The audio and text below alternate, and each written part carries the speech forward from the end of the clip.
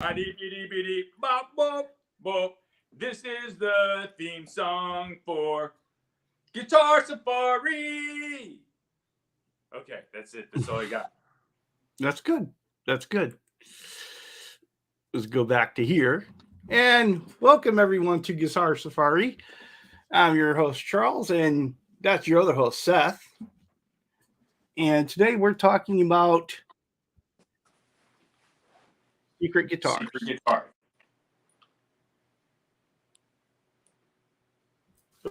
So today we're talking about those secret guitars. Seth, what is a secret guitar to you?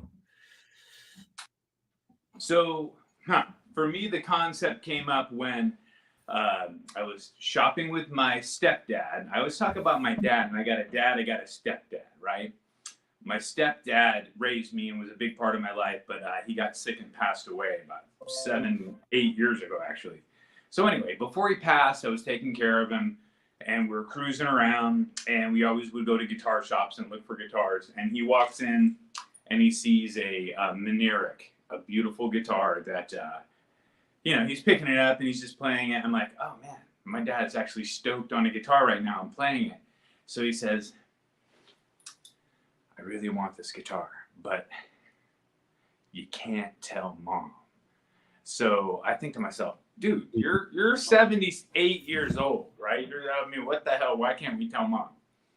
But anyway, so it made me promise to keep it secret. We bought it. It was like $700 or $800. I forget. It wasn't that much. It was under $1,000.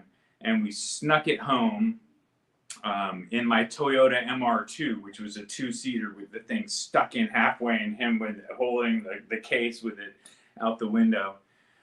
Make it home, and we snuck it into the closet, and he proceeded to want to keep it a secret until Christmas. So any guitar that might be a secret. Excellent.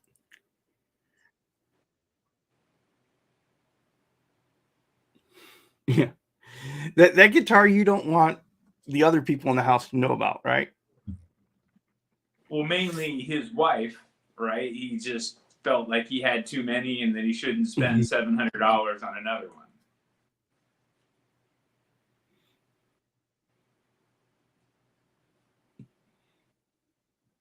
Exactly. And so we've got some folks here in the chat. We've got Ryan Hall, who has joined us early. We have Wayne McConnell, who joined us real early. We have Stephen Munch, who's in the chat. Ben Combs has joined us. What? Yeah. A lot of great people here. Let's see. Lucas of L&M Guitar Corner is here. And who else did I miss? Rico B has come into the chat as well. So we've got quite the crowd here. The house. Rico B in the house with the hot weather, with the crazy weather.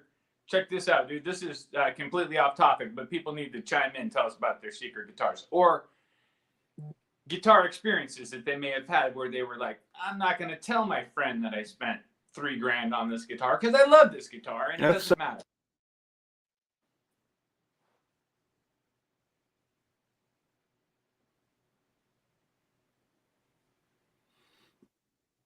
I think, Seth, I'm having some tech difficulties on my side, which is really funny because I hardwired into the router today. So I'm not sure what's going on here. Oh, beep, bop, boop. So check this out. And I'm trying to do, and it's not easy. This is Telecaster pick guard. We're going to cut off the back end. All right. I was talking about this last week, right? I was going to be trying to do this. Cut off the back end. Because it would look funny. What I want to do is run it on this body, but I want to run like this.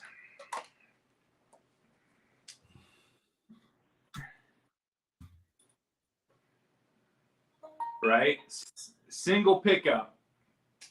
And then a single humbucker, but not uncovered. I have a pickup ring to go around the single.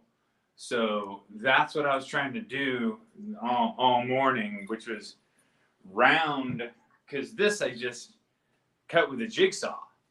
Zing, zing, zap, you know, across, kind of not, you know, it wasn't using a bandsaw where you could just go bzzz perfectly through and it's easy. I had to do it the hard way. But now I'm shaping it. It's coming out okay. What do you think? I think it's gonna get there. I think I like it so far. There's that corner over on the one side where it's a little bit sharper. If it could round that off a little right there, round that off a little bit more, and I think you've got your look. Yeah. So I used actually to get this that radius actually, this is kind of interesting. Let me show this. So that radius, I like using the same radius that you have that exists on the pick guard in another place. So if I'm making a cut like that, I'll try, and it's showing how bad I failed, but try to make most of the radius fit another pick guard, right? So try to make that radius match up.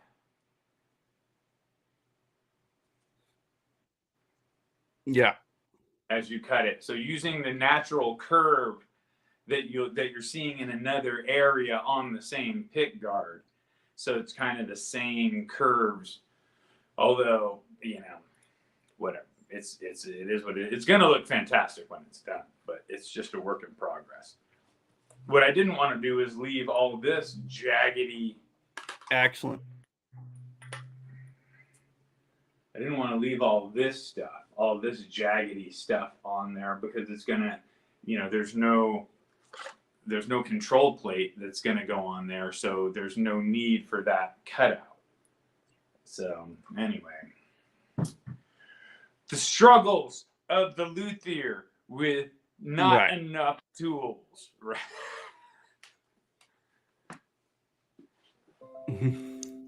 Those are the important skills, right? Making it all fit together and look right. And you just work with it, right? And if you blow it, then you blew it on this is like a $15 pick guard, so it's better. Learn on the inexpensive things. That's why I say buy the less expensive bodies. Learn on those, and then you get really good. Then build expensive stuff. So.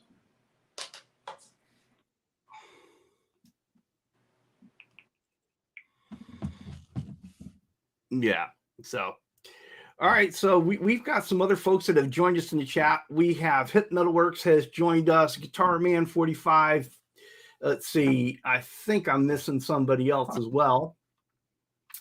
Of course, Rico B had joined us, and Dennis Ellis. We had missed him before. So welcome. So anyone have a story in the chat? Want to tell us a story about your secret guitar? You may have. Sorry, I'm rocking out. This is the Teespring. So good. That guitar needs a plec really bad, but it's an awesome guitar. It's like Tony was saying this morning, the Paulina body. This is probably like 4 pounds. I can't say it's like, what did he say that guitar was 3 pounds? That's crazy. I don't know. That's crazy. But hey, I believe him. But this is like definitely under 5. It's like less than a gallon of milk, I think. So, stoked.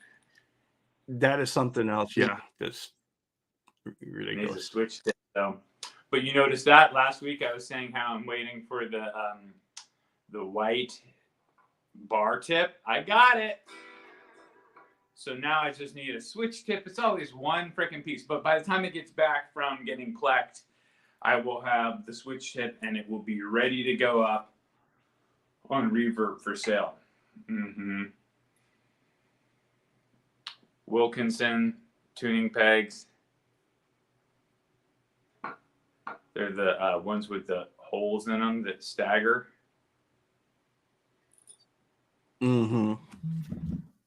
They got 2 holes. They got 1 hole on the top, 1 hole on the bottom. So the high E, you use the bottom hole, or usually the at least the B and the E, run it into the bottom hole.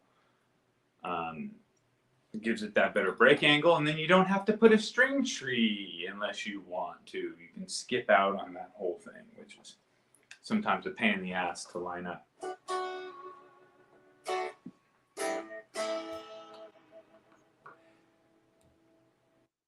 Any questions in the chat or participation as far as they want to know anything? Anything going on? What's cracking out there in the guitar world? Yeah, there is one in L&M is saying, I always get accused of bringing secret guitars home, even though I told months in advance. My wife doesn't remember. Totally. You gotta love that. I ordered that. Well, you know, totally told you about it. Yeah, and then it shows up. You almost have to have her sign a. Well, you know, I've had a secret one or two around here.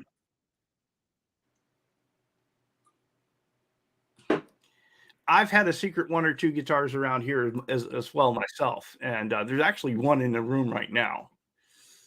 Oh, really? Which one is that? So over here behind me on the chair, yeah, get out the way. Over here behind me on the chair, that black Galveston Telly there, that is my wife didn't know I got it, but it's going to be a project guitar that's going to go out the door and make money, right? It's going to be a fabric wrap that we do and sell. But she has seen it. Interesting enough, she has seen it. It was over here the other day. Sitting there, and she looked right at it and didn't say anything. At this point, they probably just kind of all blend in together. There's enough Telecaster looking objects in the house to where you can't really identify one from the other. So you're kind of lucky right now. You're hitting Pressley Customs territory where you've got enough that they're always confused. They're just shiny. Oh, look at this, honey. It's purple. It's shiny. It's great. It's going to sell. You know, they all sell eventually, so. So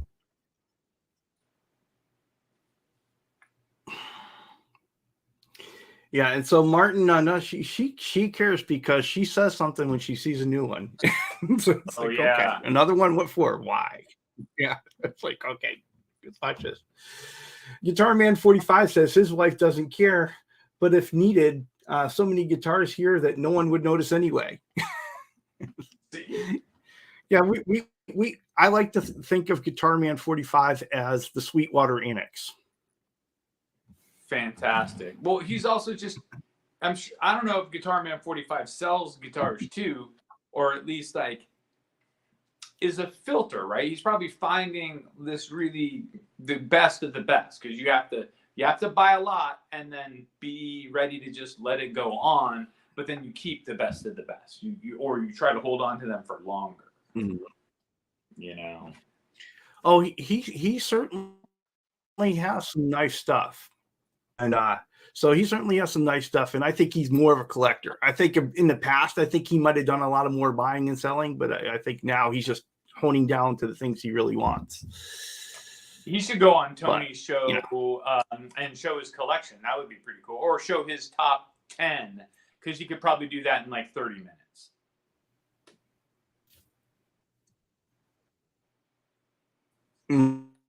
Mm-hmm. Maybe, yeah. And let's see, we got Blackjack Guitar has joined us. Welcome, Blackjack. I'm glad you made it. And so, let's see, according to what I'm looking at, looks like we've got, I can't tell you how many are in the chat right now. Looks like we've got 15 eyes on us right now. So, this one I wouldn't sell. It's not up for sale right now because I'm not there yet. Like, I like the way it plays. I love it. I want to have it up in the shop as a representation of the cloth tops of people that can send you stuff to get it custom. But at some point, I might decide I have a piece of cloth I want, or I might find some material that I really want more, send you it, have you make a different one, and then that one would probably go up. It's a rotation. There you go. So what is the one that is actually on the table right now in your shop, Seth? Oh, that's another LT. Less telly. Hey, Ryan. Burgundy mist with gold, Bartolini's, Wilkinson bridge, brass ferrules, music Very control nice. plate. This one is Very a really nice dark treated Palfero board. It came out really well with a little bit of waxing and like extra treatment. And then this one, again with the Wilkinson staggered, so you can decide on the string tree. Saves a little bit of time. You don't have to mess with it. Saves a little bit of money. You buy better tuning keys and you don't have to buy a string tree and take the time to put it on. So this is the one I did the new California Customs on the back of the headstock. It's got the California Customs little logo that if you're playing it, you will wear it off. That means that you're cool because, I mean, it's a very light nitro layer on there. But a lot of people, you know, they don't get up there. I do. I've been getting up there lately. And when I test these babies out, you know, I play them quite a bit. So this is going in later. I got some Bourne's audio. Very really nice. Nice Bourne's 500K. I got a gold switch tip. Ooh. So it's like, and then I got these going on it. This might be too much. We're going to have to see. No, I tell you, I like it though. I think that's going to break up all the gold, but still have the gold. Well, look at the paint. The paint has got gold flake in the burgundy. So it's really kind of gonna, it's gonna work, man. I'm stoked on it. And then these pickups are the Bartolini applied for, the BAF. Mm-hmm. So they're a classic PAF sounding, super clear, a lot of definition. Some of my favorite pickups that aren't boosted, so you don't have to mess with any battery, nothing like that. But yeah, this one's gonna be fun, dude. And Guitar Man 45, we appreciate those looks at that inventory. We really do. Thank you. Always amazes me what he has. But I have been watching this build go by as you've been sending those pictures, and I've been really enjoying it so far, Seth. I'm thinking this might be backplate material. Oh, yeah. It's really nice fretboard, but I guess it had a crack through it and a couple of spots on it that you might not really want to use it as your fretboard. Yeah. So, yeah, I might make 5 or 6 backplates and use them on guitars that the LT models that have a rosewood or a Palfero board, just because it'll look kind of. I like that idea. I really like that idea. I mean, you can see they would look kind of similar. Similar enough. I mean, and it's a different, and it's something when you flip it over, it's not what someone would be expecting to see, right? Well, yeah, and I haven't treated the wood at all. I mean, if I just put a little bit of spit on there, you'll see it gets a little bit. It'll have a more shine, and you. I mean, God knows you know about sanding and buffing. So even that is your life. Oh, sorry to say those words on a holiday weekend. I don't know, but sanding and buffing. I don't mind the buffing so much because you see, you're seeing the results. But the wet sanding process it takes time. And, what I do is I'll go through all my grits. And if I don't like the way it came out, I'll go through them all again. Right. And so trying to get down to that. And but I get really anal about it. I forget this idea that no matter what you do, you're always going to have surface scratches, right? Even when you get something new from the manufacturer, it's got all the little surface scratches. And what I'm trying to do here, because I'm with the things that I'm doing, I'm trying to make it look as professional as possible. I obsess over those surface scratches and try to get them all out. And you just really can't. You're not wrong about that. Like brand new bodies, Mm-hmm. I mean, but XGP, sometimes you wonder, I mean, they're premium bodies that they sell for, but you wonder if they are maybe B stock that they buy from other, because they're like the same exact shapes as Fender. Mm-hmm. Almost. I mean, Well, those are supposed to be Fender spec, right? yes. And so of the bodies that I bought that are those bodies that the thickness seems to be about right. The neck pockets seem to be right. And the routing in it is done really well. Sometimes to me, I think the neck pockets are like a millimeter or 2 millimeters too big. Because what I would rather have, I know that what they probably have done is they've had problems with people that get the body and the neck and they can't fit it in because it's too tight. And then they're stuck, right? Because they haven't got tools and you're kind of out of luck. So I get it that they have gone the other direction, that they've made it a millimeter too loose so that everybody can just freaking pop it in and work it out. But personally, I would rather it be a little bit too tight and let me take it down inside the pocket with, use a scraper and a little bit of time to make it to where it's just perfect. If you can't get that, then you just line it up. Having a gap doesn't matter if you properly seat the neck and you properly line up your bridge and everything. Having the gap is going to be a visible something that's somebody who's hypersensitive to all the very small, meticulous details. That might not be the guitar for them. Yeah. I mean, and I might never make the guitar for them because if I buy those high-end parts that just come together and they're freaking perfect, it's $1,500. It's $2,000 because that's what the parts cost. Yeah. So, I've got a project here that I've been working on that is just about ready to go out the door. Can we see? I think we could arrange that. Let's hold on. Let me go to the cam. And so if you're familiar, the one on the far left is my Telly. All right, so that was the original. So the one in the middle here is Unbelievable's Telly. And so we just put the neck on. So I wired it all up yesterday, put the neck on it this morning so we can hang it for the show. And it is just about ready. And so it's just ready to go. I just need to go get the strings he wants, string it up and do the setup, and it's ready to go out the door. That's freaking awesome, dude. That's unfreaking believable. Mm-hmm. And if we, let's see, go wrong way. Don't judge Charles on his bookcase. Yeah, right? Don't. That's not easy. And so this is our next patient on the table.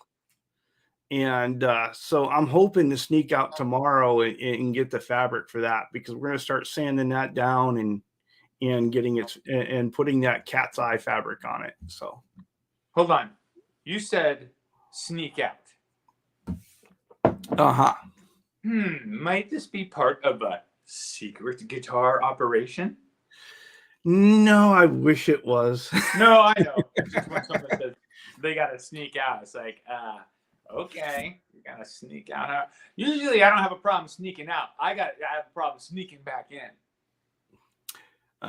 Well, we got a good question in the chat. Guitar Man 45 says, I never asked, but the wet sanding and buffing, do you have machinery to assist, or is it all manual? I do quite a bit of it by hand, but to be perfectly honest, you can't get the ultimate.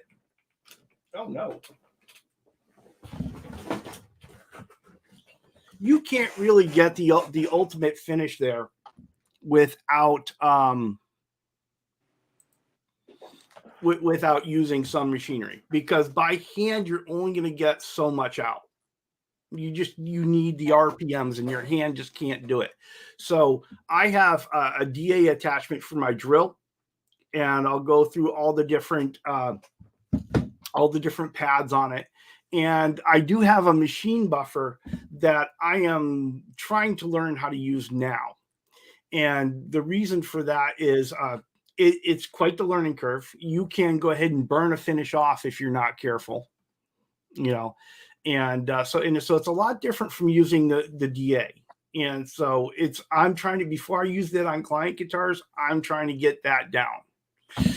And but no, a lot of I'll do a lot of the rough sanding with my drill attachment. I'll do a lot of the I'll do a lot of the buffing with the drill attachment as well. But there is a lot of handwork in there too, and so it's a mixture of both.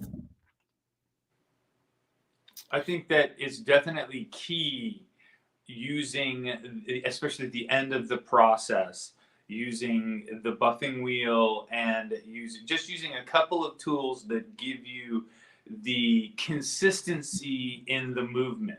You can be very consistent with your hand, but you're not going to be as consistent as a buffing wheel. So as you are holding your your finished product at an angle and the wheel is hitting it, you're just really putting the same pressure and moving it back and forth over that wheel, but the wheel is turning at this very consistent speed, and you're getting that the finish will come out more consistent using, and you can get it really, really, really good just by hand, to where the human eye will have trouble picking up the differences. But if you see one that's been done really good on a buffing wheel versus one that's been done only by hand, you'll think that the buffing wheel one is just gleaming. Yeah. And there's some, and so like, when you look at these on camera here, this finish will look absolutely perfect. Okay. And so, but there, trust me, there are surface scratches here. And, you can see I'm not under any bright light or anything. That's just a light reflecting back off the monitor. Yeah, here's the thing. I mean, you start to, as the person doing it, you see everything, right? Yeah. So at some point, we have to train ourselves. And I've had some very experienced guys that I look up to very much, because they've been in a long time, will tell you that it's training yourself to, you have to see the fine details and you have to call them out and you have to own them. But you also need to find the spot where are you going too far and you're just being over obsessive and you're not gonna, so anyway, it's a fine line, right? Some people want that meticulous, but I think we if we went for meticulous, would be far more than anybody would ever notice. It's just way too perfect. Yeah, and that's my problem. I see, I've been there every step of that process. I know where all the little flaws are. I know where there's all the where the things are that I fixed, and so I still see them. Right, I still see them, and I kind of worry about it, and it's one of those things where I'm just like, hey, come on, and I have a hard time deciding when to let go of it. Yep. And that's been the hardest thing. I did a video. I think the last video I did on that guitar was 3 weeks ago.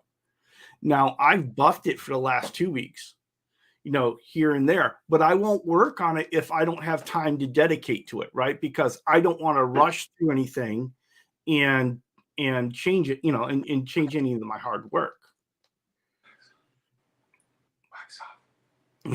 Wax off. You know what? Mr. Miyagi should have been running a freaking guitar factory. Daniel-san, you want to learn the karate? You must wind a string, tune a string. That would have been genius, dude. That's it. I'm starting Pressley, California dojo. There you go. Buff to finish. Mount the neck. I said, we could have them spinning necks around like karate fights. Kids today, you can't get them to put down their phone. That's the problem. Yeah.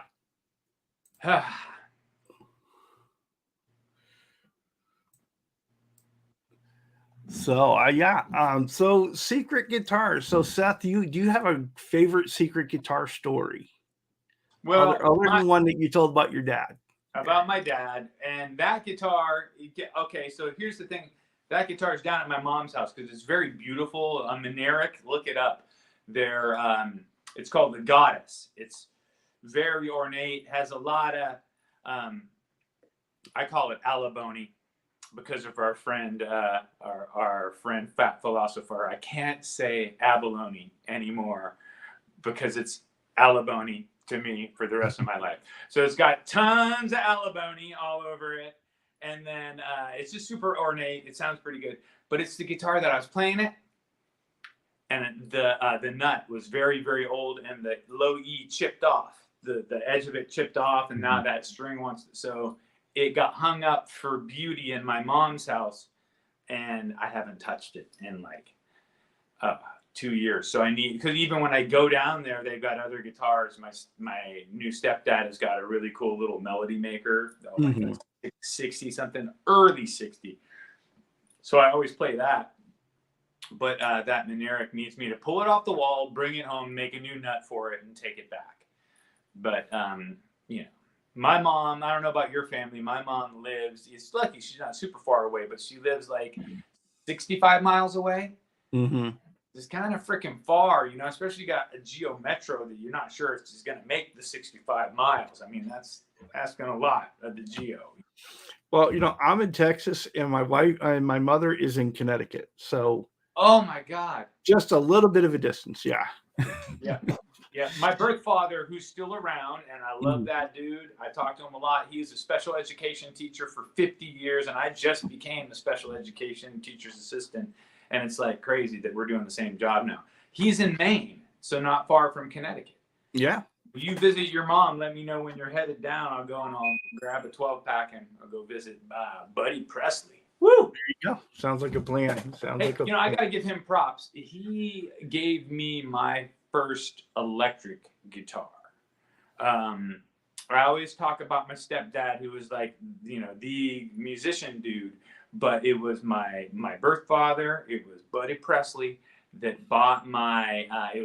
He ordered me the Eddie Van Halen guitar out of the catalog, but they must have run out, and they sent me in its place a white Flying V with 2 humbuckers in it. And yeah, man. Ever since I had that guitar, it was on. It was and a Gorilla amplifier. Oh yeah. Yeah, it was off to the races. There you go. It started it all. That's an interesting replacement, though. Eddie Van Halen guitar, Flying V.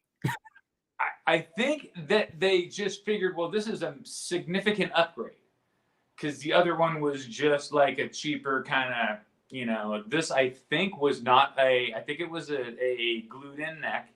Who knows though? It's been so long I couldn't remember. And I only have very few pictures of that guitar. But it had gold hardware. I remember the humbuckers. I remember my dad's older friend who lent us an amplifier, a bigger amplifier, came over and was like, "Oh, this guitar is kind of cool." And then from that moment, I was like, "That guitar is kind of cool." Just in case you just didn't know, I've been informed by a guy that knows. You know, a couple of really cool things here in the chat, right? So, Yeah. So Steven says, any type of craftsman see every imperfection in their work. It's who we are. There's just no getting around it. And he's so true. I mean, I don't care what goes out the door here. I'm never happy with it. I wasn't happy with Ben's when it went out the door. I wasn't happy with Randy's when it went out the door. I won't be happy with this one out the door because I always think there's that one more thing I could do with it. And the other really cool thing in the chat here, Herb of Fireside Studio is saying he wishes he still had his Gorilla amp. Yes. Oh my God. You know what? That's one of the ones that I should seek out and like replace. Because you could probably get one for $100, maybe still. And it's something that was a big part. It was my original tone. Yeah. It was freaking a crank Gorilla, you know, and it was a shitty tone, but it was mine. And I owned it. And it was the fun part of it, right? Oh, dude, I did D, A, E minor. I played that 3-chord progression Must have been about 6,000 times because my stepmom finally came upstairs and was like, "What the hell?" But then I think I learned F, which was a big deal because it was like a power chord. Mm-hmm. Yeah, man. Good time. And welcome to Martin Murray, who just came into the chat. So we appreciate it. So I'd like to hear someone from the chat. Tell us a story about one of your secret guitars. Well, and remember, that can be one that maybe you just didn't tell people exactly. And I know you're kind of blowing your cover right now if you do it right. That you didn't tell people exactly how much you paid for it, because we all I have people that used to come into the guitar store at SF Guitar Works dropping off their beautiful instruments. And a lot of times they would have a lot of humility or feel almost embarrassed at the fact that they've spent $4,000 on a Music Man, whatever, a Luke, right? A really nice Music Man Luke with a sparkle paint job, and it's freaking killer. And I would have to talk to these people and tell them, no, it's okay to spend $4,000. It's if you got the money. Don't tell me you didn't take your baby's food away and go and buy that guitar. You bought it because you can, and you probably drive a Tesla. So and that's cool. Do it because that's a badass guitar. I would if I could. But I grew up playing Geo Metro type guitars. Mm-hmm. I support that. Just about everything here is an inexpensive guitar, right? And so, matter of fact, both of those Pinup and Skulls tellies, right? The two sister tellies there, those are both Squires, and ugly Squires too when we got them. Hear that? That's quality E string on a Squire. The Squire is great. I mean, all these inexpensive guitar manufacturing, just so everybody knows, usually is done to attain a profit. People that have decided to, for the most part, there are some exceptions, people that have decided to go into business to manufacture guitars at a high rate to really get them out there into the world, they are not doing it. I don't know, am I being too firm? And they are not. They're doing it because there's money involved, and they are going to get a paycheck at the end of the day, and they're going to hopefully have a nice house and a retirement. They're not only doing it to put instruments in the hands of children and to, it's a money-making endeavor. So when you get a guitar, that's why we have to put better pickups in them. That's why we have to put better parts onto them once we get them, because they were a money-making endeavor. And unless you're willing to spend high dollar above $2,000, what you get, I don't know, man. It's made for profit. Mm-hmm. In the chat, Ben Coombs says he has no secrets. No. Oh, you need to come hang out with Pressley for a couple of party nights, and we'll create plenty of secrets for you. Nowadays with the internet, all the phones have to go into this box, and we lock it up. The lockbox, yeah. This meeting will not be recorded. Oh, and can I just, I don't know if I should thank Ben or if I should be a little bit what the hell? His birthday party. Oh my God, I'd never had so much fun and just hanging out and not even in the chat, but I tried to keep up with Ben with some gummies. Whew. I had a great night, man. It was fantastic. And then the next, I slept like a baby. I was woke up a little bit foggy, but that's fine. That is funny. That is funny. And happy birthday. And so Lucas is saying, not really a secret as I wrote about it in the Skype group, but he's getting a new guitar next week. Well, don't keep us in suspense. I know it's not a Pressley custom because I'm not shipping anything out. He says it's still a secret for the YouTube community. So I'm sworn to secrecy here. I can't say anything right now. Hey, I hear that. I hear that. but it is going to be worth the video. I'm telling you. Ooh. Just Man, I love these teasers. I'm not really good with teasers. I was like, guess what? And then I just say it, whatever. What can you do? Martin Marie says he's going to buy a new guitar and not show it to his dog so he has a secret guitar.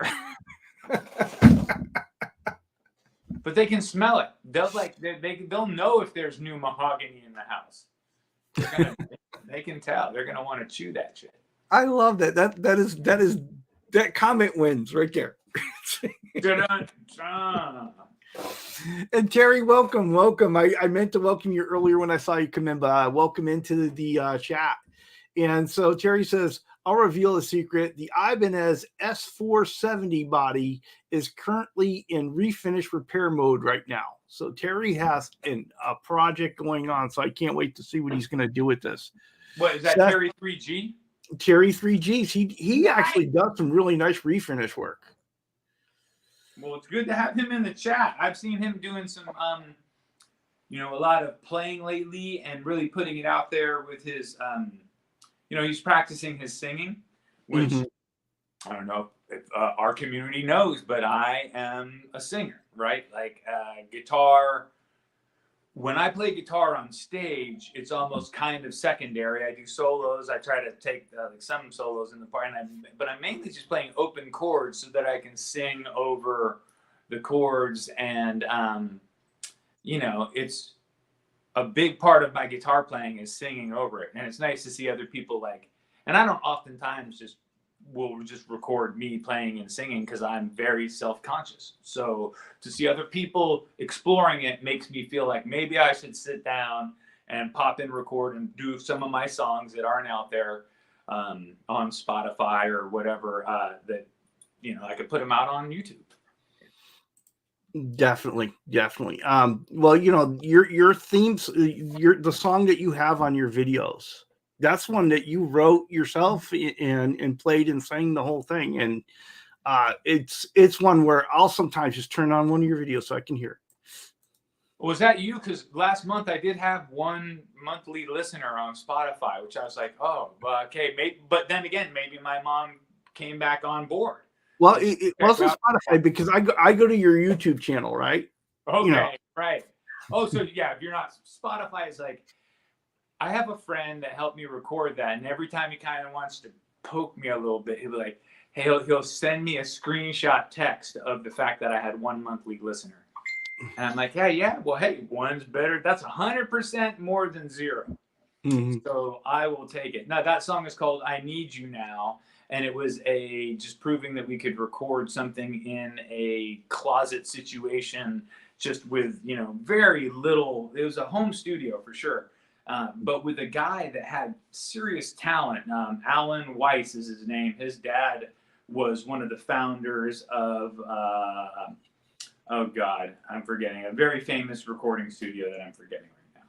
But he has this inborn talent, and he just grew up around faders and phasers and all that shit. So he was able to make, but if you hear the song, go and listen to it, it sounds way better than, I sound pretty good, but he made it sound way, way better. Like he did some stuff that made it good. Also, that song, dude, is, as far as stuff that I've written that was like really from the heart and good, that was just a throwaway napkin song that I wrote at practice because I was working on some guitar parts and the lyrics were just kind of blah, blah, blah, whatever.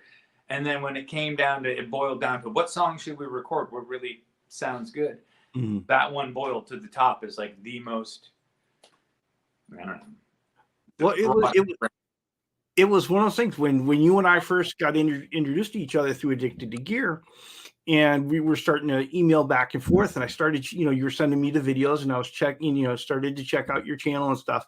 And that was one of the things that song just spoke to me, and I, would play it all the time. And it's a very well written song. I enjoy it, man. Keep it short, keep it simple. It's not a 6-minute song, right? It's 3.5 minutes. Just come in, and there's really no, there's no huge story arc. It's a simple song. It's what is it? Bridge chorus, done. it's kind of that, not really. I like writing songs that don't have that typical structure. Take that structure and kind of throw it out the window. And a few of them that'll just go through and have bridge, chorus, some kind of weird outro, and then done. And you don't have the normal, you never come back to that first riff that you thought that you were going to come back to, you know? Mm-hmm. So, yeah, and like I said, it's really good. I enjoy it. So keep it up. Like, here's something new. Absolutely. I'll put some shit up. I'll play something on YouTube because I haven't been doing anything on my channel at all. I am, though, up thanks to Ben Coons and everybody else. That I was up to 105 subscribers from, I think I was at like 72 or something like that. It was crazy. Mm-hmm. I sent Ben a picture of it. It was like, your subscribers are up 3,000%. Gotta love it. Gotta love it. So I'll take it, right? I mean, but I don't post to get a lot of subscriptions. Obviously, I just post to be part of the community so that I can, you know, share with you, share with people, and just, you know, this is the funnest part, chit chatting, because I mean, this is I don't know, like a Sunday morning therapy session. Mm-hmm. Definitely. So in the chat, Lucas is saying he realized that he and I are wearing the same shirt and in the same color. Yeah, Lucas and Martin brought the first shirts off my store. This is actually the one that they got is the 2.0 version because this was the prototype. So, but they've got their new and improved version. So appreciate that. And let's see what else is going on in our chat here. Terry's saying Terry's saying that is also one of the models with the ultra thin body. So, that Ibanez. Okay, so the ultra thin body, yeah, that he's talking about. I do want to bring up something. A couple things, just because it's Memorial Day weekend. Number one, just be careful this weekend. Everyone's going to be out there doing crazy stuff, and just remember, this is the day for all our soldiers and servicemen that just never made it home, and so take a minute and pause and think about that for a bit. And then the other thing is, I want to give some kudos to Music Therapy Lab, because by having our show right now, we're kind of in his time slot, and him and I have kind of been reaching back and forth and talking about things. And he was like, hey, don't worry about it. There's lots of things that are conflicting on YouTube. And so, I asked if it was okay that we're in this time, we're invading him. And so if you happen to be, when we end here in about 10 minutes or so, make sure that you head your way over to Laz's channel. He's already started his show at 11:30, and so he'll be in progress when we go. So let's go ahead and do a guitar safari raid into Laz once we round out our show here. And of course, I put the link into chat for y'all. Oh, fantastic! Because I was going to zip on over, because after we finish here with our safari friends, hey, should I be wearing a hat? I mean, it's hard for me because with this hair, dude, why would I wear a hat? Come on. But if I'm supposed to wear the safari hat and our community members feel that I have let them down, and also I would like some feedback on the many, many hours of time that I put into today's intro.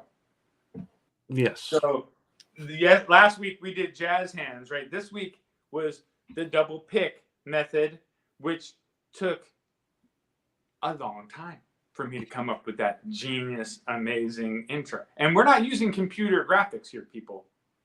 These are actual non-computer graphics. So, but anyway, I'll be listening to Laz as I work on trying to make this, like you said, a little less wonky and a little bit better, but it's going to be pretty badass. Anybody think I should maybe, should I hide a pickup under there? I have some hot single coils I could put under. I have a hot humbucker that I could squeeze in there. Hey, a hidden pickup is always a cool thing. Hidden pickup's kind of a cool thing. And I am going to have, you know, a 3-way switch because I've got the hole for it. So I'm going to have a 3-way switch. So with that said, maybe I do need to do a hidden something. But yeah, anyway. The thing is, do you currently have one in your build process with a hidden pickup? I don't. I have the one, the Tom DeLonge. Oh, Michael B. Tom DeLonge special. It just, I'm surprised that this guitar hasn't sold yet because it's badass. I think sometimes a lot of the people don't want to buy a Strat with one pickup. Yeah. But it's got the Seymour Duncan Invader, which is a sick pickup. It's got the painted headstock. Well, sometimes a guitar just has to find the right person. Right. Someone is destined for that particular guitar. Yeah, it's killer with the painted headstock. It's kind of cool. And then this one, you can tell that I've played it a lot while it's been waiting because the little decal I was telling you about is starting to. And you know what? That's a Pressley custom. When you get it, and I've actually worn down the thing because I played the F out of the guitar to make it like, you know, it's good. These fret ends are super. I haven't been doing the hemispherical where you hold the Dremel up and you just really round them, kind of like E-arts, but I just feel like they do those before they go in the fretboard, and these are already in the fretboard. And I don't want to burn the edges, but I round them really, really nicely. This guitar plays great. Well, Guitar Man 45, we appreciate you fitting us in, even though you're hanging out with guests. I appreciate that.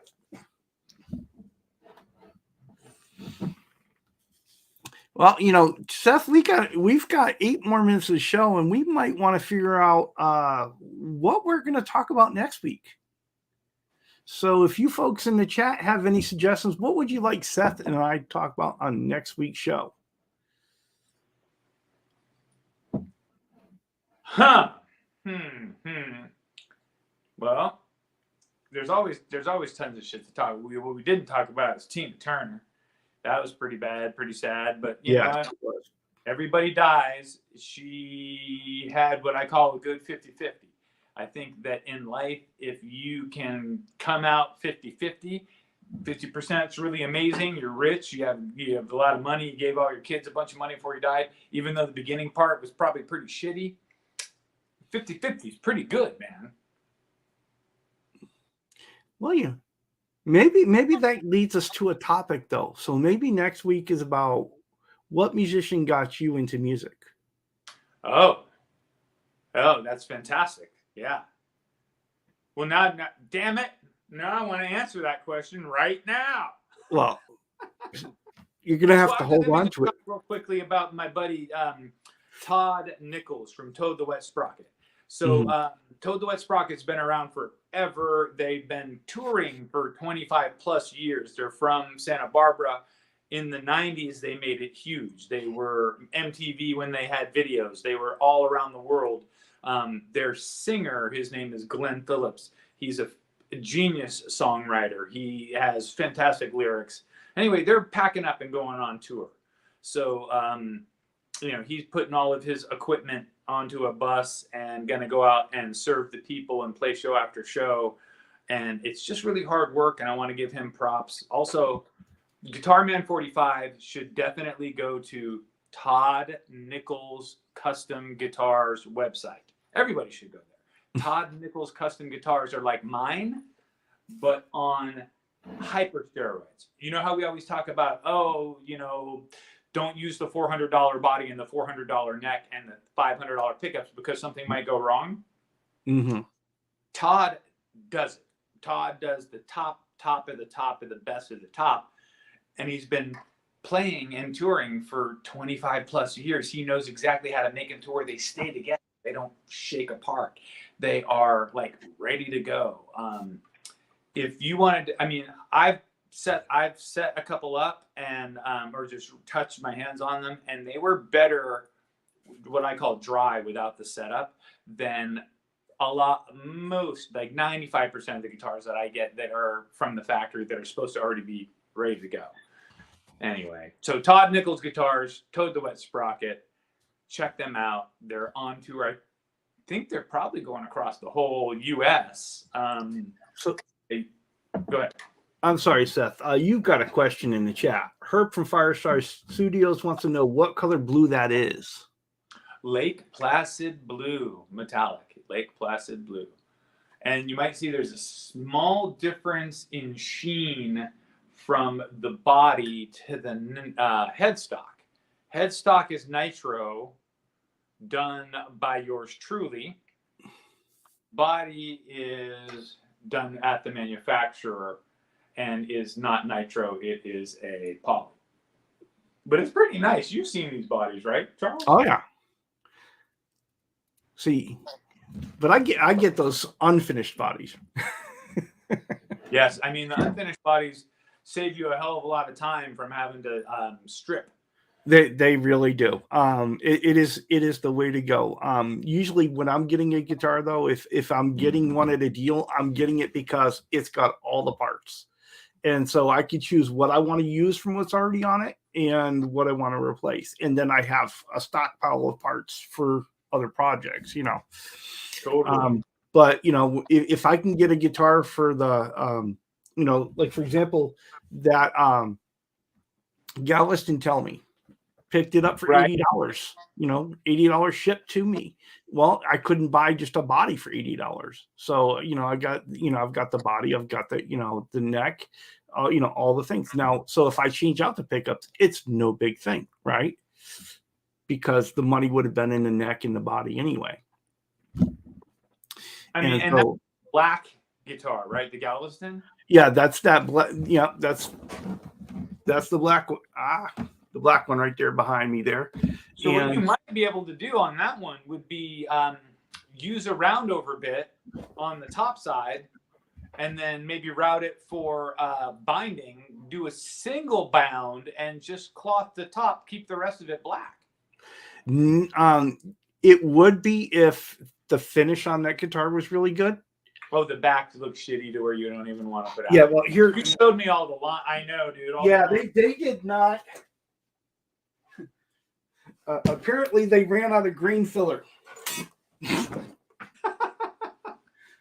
I mean, you could see the block, you know, where they use where there's different pieces of wood because only in the center there do you have that. And I noticed this morning, if you hold it in the right in just the right light, you can see it on the front too. So it's like they grain filled the front a little bit, but they didn't grain fill the back because you can see the whole thing all the way up to the neck. So that's the thing, you know, you're buying an inexpensive guitar. It's like you got a hell of a lot for your money. You know, yeah. I mean, $50, the pieces of wood. We recently spent $1,000. All right, fake weird money that exists in the ether but doesn't really exist. But like when we're building our house, for a mantle, for a piece of wood that came from Pennsylvania out of a barn that was this old Amish barn. They've re-hewn it and then they, you know, it was really nice. They filled the grain. They did all this extra stuff, but it's $1,000 for a piece of wood. Right. Don't throw away your nice chunks of pieces of walnut or whatever you think. If you think it's worthless, think about it for a minute before you throw that stuff away, because redwood is valuable. You know, all these, you know, coveted woods are very valuable. I see people throwing away stacks of them all the time. I'm like, what are you doing? If I had space, I would be stockpiling it. Well, hey, everybody, pack up your stuff, get your safari kits packed up, and head on over to Laz, because as soon as we're done here, then I'm hands free and I can participate. I mean, hey, it is a holiday weekend, right? So I say, drink, but don't drive, right? Drink, but don't communicate with your wife, okay? Just drink. No, I'm just kidding. But be a happy person drinking, just enough to have a good weekend. Don't go crazy. And if you start to go crazy, don't call me. Call 911. All right, because I can't come help you. I got stuff to do. I got laundry. I'm moving my house. I got my new house almost ready. Oh, Charles, dude, I need you to come out here to California and bring the truck. All right. We can do that. All right, folks. We are at the top of the hour. I promised last we wouldn't go over, and so we're going to sit there and say thank you for being part of our stream today. We appreciate each and one of you. Next week we'll be talking about the musicians that get you started into music. We've got a little bit of start of that in chat here. If you want to tell your story and you want to come on camera next week, we can do that. Let us know. Just send me a message in the comments on the video afterwards, and then we'll send you some invitations. So just make sure that you're entertaining. Yes. No, these are great people. They're storytellers. I know. I'm saying my mom comes in and out of the chat, and sometimes she's just, she might not be that entertaining. She would be. My mom's killer. Hey, I love you guys. Thanks for hanging out. Peace. They come in, and we'll see you next week. Guitar Safari. Guitar. Okay, Ray Laz from Guitar Safari.